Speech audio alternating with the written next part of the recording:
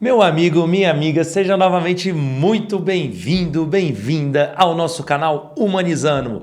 Hoje no episódio 10, como de costume, comentaremos sobre 3 matérias da última semana envolvendo as notícias do mundo do RH e no segundo bloco falaremos sobre um tema que eu gosto bastante, que é a cultura organizacional. Você sabe como ela influencia os resultados da sua empresa? Como se adequar, se adaptar à cultura organizacional? É a empresa que tem que aceitar você do jeito que é? Ou ela pode lhe impor a forma que você deve trabalhar? Essas e outras perguntas serão respondidas logo mais no vídeo. Não perca! E a primeira matéria de hoje foi disponibilizada no site da revista Pequenas Empresas, Grandes Negócios e diz: 3 dicas inspiradas no estilo Steve Jobs de ser, para se tornar um bom líder. Essa matéria foi publicada no dia 23 de fevereiro e foi escrita pela própria redação da revista. Essa matéria traz um caso interessante sobre uma postura que era adotada por um dos fundadores da Apple, o Sr. Steve Jobs, conhecido por um estilo de liderança mais agressivo. Mas essa matéria traz uma reflexão sobre quais os pontos positivos e negativos, evidentemente, que envolvem essa forma de postura que o Steve Jobs adotava. A prática era a seguinte: o próprio Steve Jobs ele falava que o papel dele era tirar o melhor que as pessoas tinham nelas. E logicamente ele entendia que para se fazer isso tinha que retirar essas pessoas das suas zonas de conforto. E isso às vezes causava um certo grau de estresse.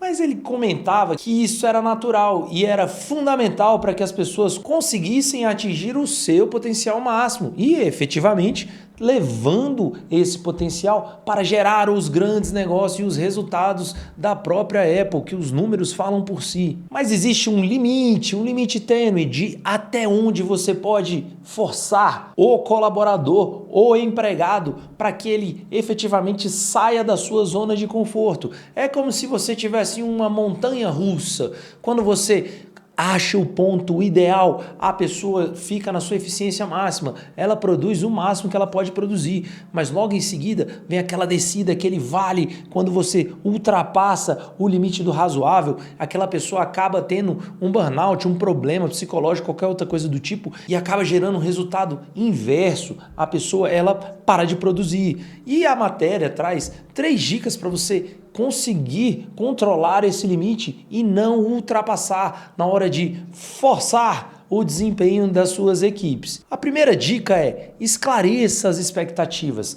mantenha o diálogo aberto e sempre fale o que você espera do colaborador e, logicamente, sempre tendo aquela conversa franca, sincera, honesta, com um feedback constante. Não deixe que pequenas divergências se tornem grandes divergências.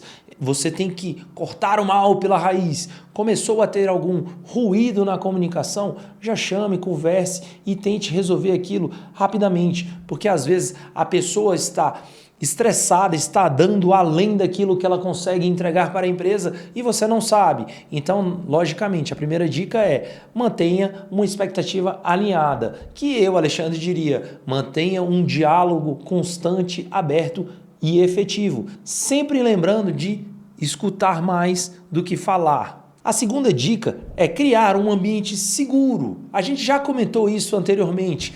Você tem que criar uma segurança psicológica para o colaborador. Ele sabe que se ele não conseguir fazer o que tem que ser feito, ele vai ter um amparo, ele vai ter um líder por trás dando o suporte necessário.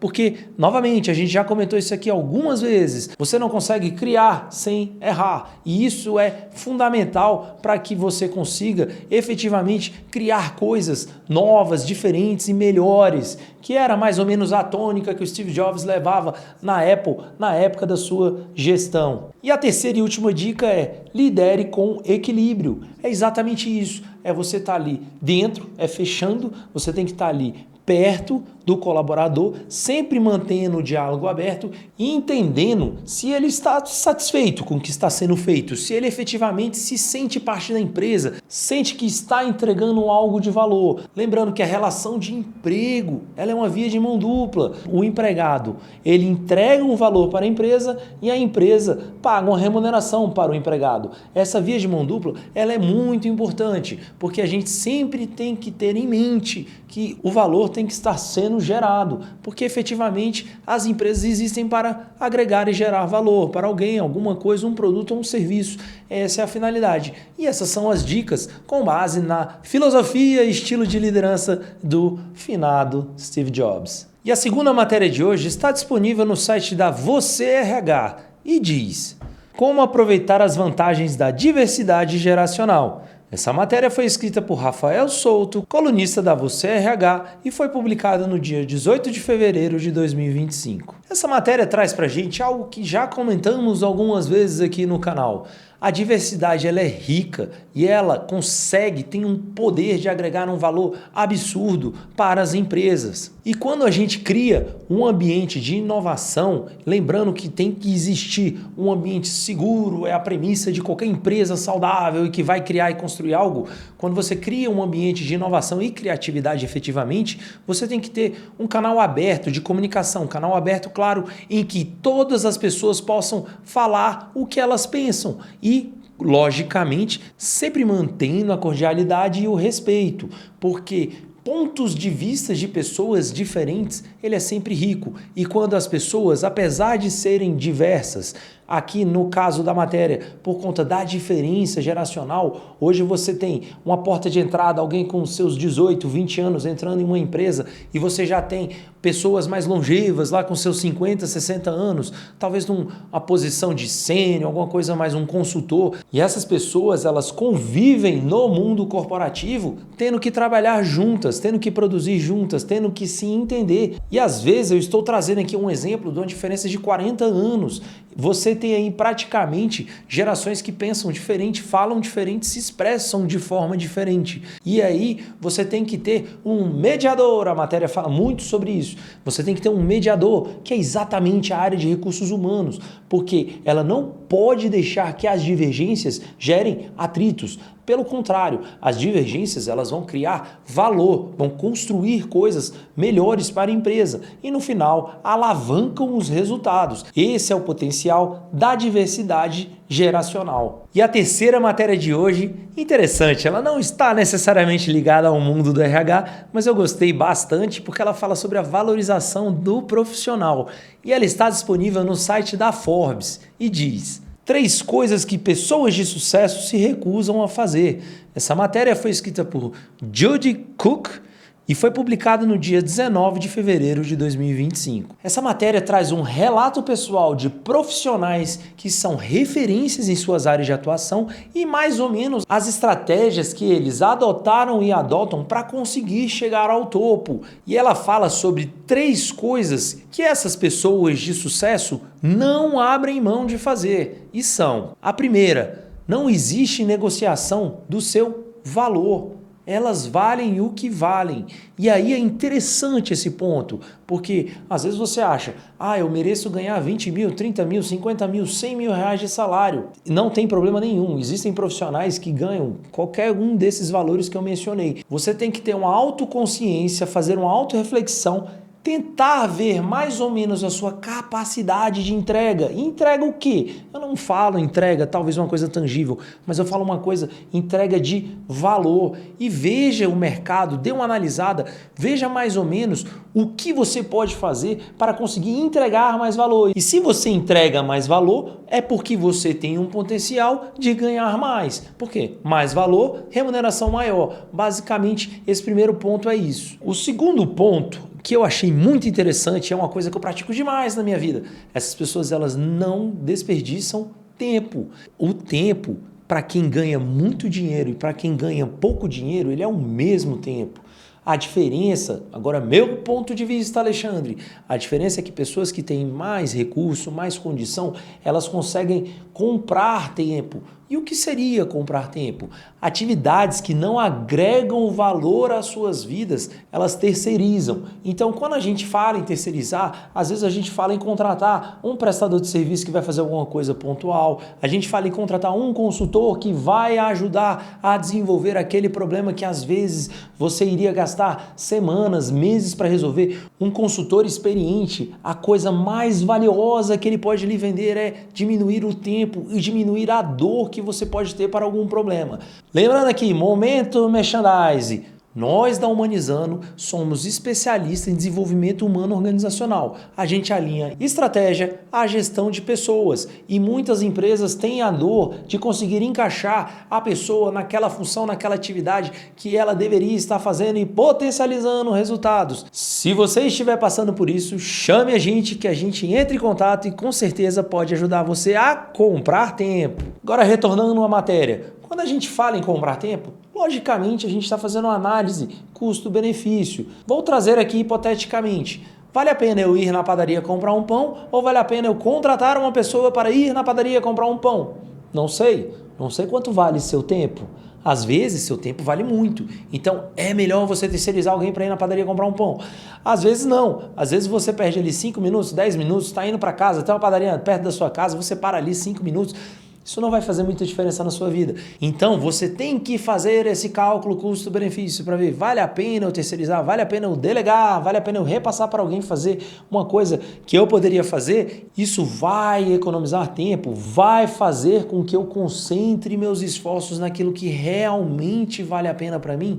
Essa é a conta que deve ser sempre feita. E a terceira e última coisa que consta na matéria, que as pessoas de sucesso não abrem mão, elas não diminuem seu padrão. Isso é um ponto interessante. Às vezes, quando você faz concessões demais, você acaba mudando a essência do que você é e do que você faz. Então isso é um risco gigantesco, porque quando você topa diminuir o seu padrão, consequentemente você vai diminuir o seu valor. Então você vai entrar num ciclo vicioso, vai diminuir seu padrão, vai diminuir seu valor, vai diminuir quantas pessoas enxergam que você vale aqui logicamente. Estou falando quanto você vale na sua capacidade de entregar valor para alguém.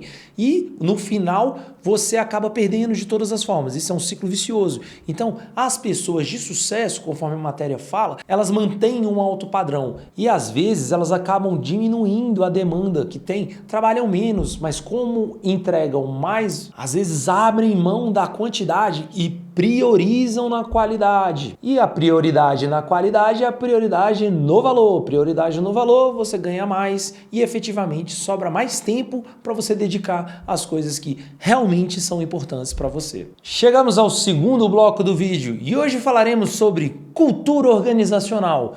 O que é cultura? Eu, Alexandre, diria para você que cultura é a alma da empresa. A empresa é aquele ser intangível, aquele ser abstrato, e a gente fala, mas como uma coisa que não existe, uma coisa que não tem forma, tem alma? Tem sim. A definição de cultura é o conjunto de valores, crenças, comportamentos e práticas que guiam a empresa. A cultura, ela pode ser definida tanto de cima para baixo quanto de baixo para cima. São as duas formas de se definir uma cultura. E a gente pode citar os elementos da cultura organizacional. Você tem valores e propósito, normas e regras, rituais e símbolos, alguns vão dizer artefatos e, por fim, histórias e mitos. É mais ou menos a história, a vida que a empresa carrega e como as pessoas enxergam aquela pessoa/empresa. E você pode definir que a cultura organizacional ela tem 4 modelos. O primeiro modelo é o modelo clã, que é aquele ambiente familiar, onde há colaboração, as pessoas se conhecem até pessoalmente fora do ambiente de trabalho e a palavrinha que eu associo à cultura clã é pertencimento, a pessoa se sente parte da empresa. O segundo modelo de cultura organizacional é a cultura adocrática. A cultura adocrática, ela trata de inovação e flexibilidade. E se eu fosse fazer associação a uma palavrinha, eu chamaria experimentação. Ela está sempre experimentando coisas novas, está sempre tentando, está sempre errando e se reinventando e evoluindo. Essa é a forma da cultura adocrática. A terceiro tipo de cultura, a gente pode falar que é uma cultura voltada ao mercado e poderia dizer que é uma forma de empresa mais agressiva. Ela está sempre focada na competição e na geração de resultados. A palavrinha que eu associo à cultura voltada ao mercado é a performance, está sempre pensando quais os resultados que serão atingidos. E o quarto modelo de cultura organizacional poderíamos chamar de hierárquica, que é aquela empresa que é definida com processos claros, regras definidas e tem uma palavrinha muito associada ao tipo da cultura hierárquica, que é a burocracia. Logicamente, quando a gente fala esses quatro tipos de cultura, eu poderia dizer que não existe uma empresa 100% algum desses tipos.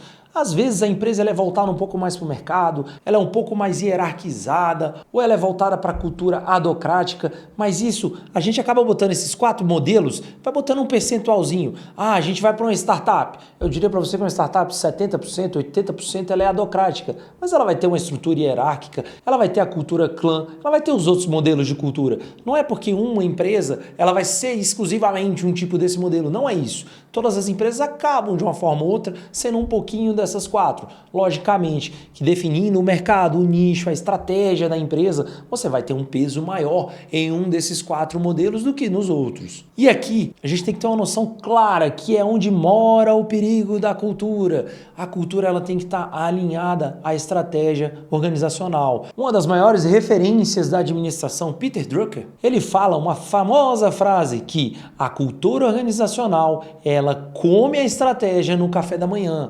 Isso quer dizer o quê? Digamos que você tem uma startup e você quer criar, quer inovar, você é uma empresa mais voltada para a cultura adocrática. Imagine se essa empresa ela é burocrática. Você acaba tendo aí um conflito, porque você precisa romper, revolucionar, quebrar padrões, fazer algo diferente. E aí você quer ter uma coisa tradicional, processos definidos, processos desenhados. Como é que você vai inovar com uma burocracia dentro de uma empresa? Acaba tendo um conflito. Então, logicamente, nas palavras de Peter Drucker, a gente acaba entendendo que a cultura, elas por vezes, é até mais forte que a estratégia. E aí, você tem que alinhar, tem que existir um alinhamento, o que a empresa quer e o que as pessoas sentem, pensam e enxergam da empresa. A alma da empresa, como eu disse há pouco, tem que estar alinhada à estratégia. Se você quer inovar, inventar, criar, você precisa ter uma cultura fomentando a adocracia. E eu vou além, você teria que ter pessoas que abraçam esse estilo cultural. E aqui, novamente, não vou falar que existe certo ou errado, mas lembrando, a cultura tem que estar alinhada à estratégia. Você não pode ter, como eu disse, uma cultura, um clã, uma família, todo mundo lá se abraçando e você vai ser uma empresa que está totalmente em mercado, totalmente pro mercado. Às vezes é um pouquinho mais complicado. E geralmente a cultura ela se torna um problema quando os resultados não estão sendo alcançados.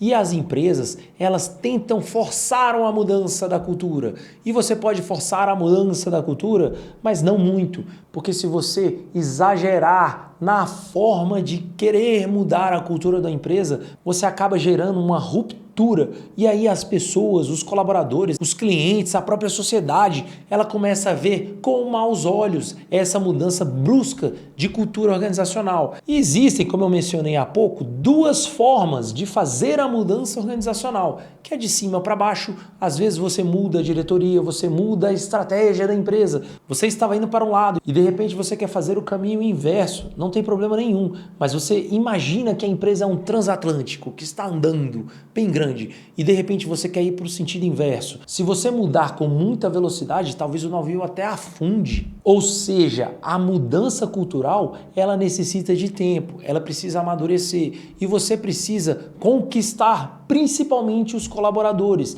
Às vezes, quando você vai fazer uma mudança brusca na cultura, às vezes os colaboradores que você tem na sua empresa, eles não vão aderir à nova cultura. E isso acaba gerando um problema grave. E aqui eu aproveito para trazer uma frase famosa de Albert Einstein, físico alemão. Ele dizia que é insanidade esperar resultados diferentes fazendo as mesmas coisas. Então, geralmente, quando os resultados não estão bons e a empresa quer alcançar outro patamar, se reposicionar no mercado, mudar alguma coisa, ela acaba tendo que mudar o que está sendo feito efetivamente. E às vezes as pessoas não topam. mudar o que está sendo feito. E aí a gente acaba tendo que ter um turnover, alguma coisa do tipo, porque dependendo da forma de você ajustar essa mudança, acaba sendo traumática. Então, você tem que pensar muito bem qual é a cultura da empresa, qual é o conjunto de crenças, valores e comportamentos que a empresa tem e se aquilo é interessante para alcançar os resultados esperados. E por fim, a cultura organizacional, ela é tão valiosa, tão importante que ela cria uma identidade da empresa. E quando as pessoas conseguem identificar quais são os valores da empresa, qual é a alma da empresa, elas começam a se identificar com aquela empresa. Vou dar um exemplo. Você é uma empresa voltada para as práticas ESG. Você tem que ser coerente, transparente, honesto. Você não pode ter um discurso e a sua prática ser outra. Tem que estar tudo alinhado e tem que estar alinhado com todos os stakeholders, seja cliente, seja o colaborador, seja o conselho diretor, seja o acionista da empresa. Todo mundo tem que entender qual é a cultura daquela empresa. Então a cultura é a coisa mais forte que existe dentro de uma empresa. Então a cultura ela tem que estar claríssima para todo mundo, porque aí ninguém pode entrar no transatlântico e falar: meu Deus, eu não sabia que a gente ia para o alto mar, mas está definido previamente qual é a cultura. E como eu disse, existe uma história que conta quais são os valores, qual é a identidade da empresa. E essa história acaba sendo conhecida pelas pessoas. E você tem que manter uma coerência. Todo mundo andando no mesmo barco. Quando todo mundo está andando no mesmo ritmo, você tem um potencial gigantesco de criar mais valor ao seu produto ou serviço. E por fim, o maior desafio para as empresas que querem mudar a sua cultura é: como eu mudo a cultura organizacional sem a empresa perder a sua essência? Esse é o ponto. Porque às vezes a mudança ela requer que a empresa mude a sua essência. E logicamente, lembrando, a cultura tem que suportar a estratégia e vice-versa. Eu diria para você que uma alimenta a outra, mas lembrando que a cultura, como disse Peter Drucker, ela come a estratégia no café da manhã. Então, a cultura é a prioridade. Ela tem que vir antes da estratégia. Chegamos ao final de mais um vídeo e eu gostaria de agradecer imensamente a sua atenção até o final. Se você não sabia o que era cultura organizacional e se esse vídeo te ajudou de alguma forma, escreve aqui nos comentários, dá um alô pra gente e fala o que você achou. Também aproveite e sugira algum tema para os próximos vídeos. Se você tiver algum amigo que não entende porque a cultura da empresa é daquele jeito e que está sofrendo com a cultura da empresa, manda esse vídeo para ele que vai esclarecer algumas coisas. Se tiver gostado, dê o like, compartilhe com os amigos e se inscreva no canal. Isso é muito importante para melhorar o nosso engajamento. É isso, agradeço e até mais.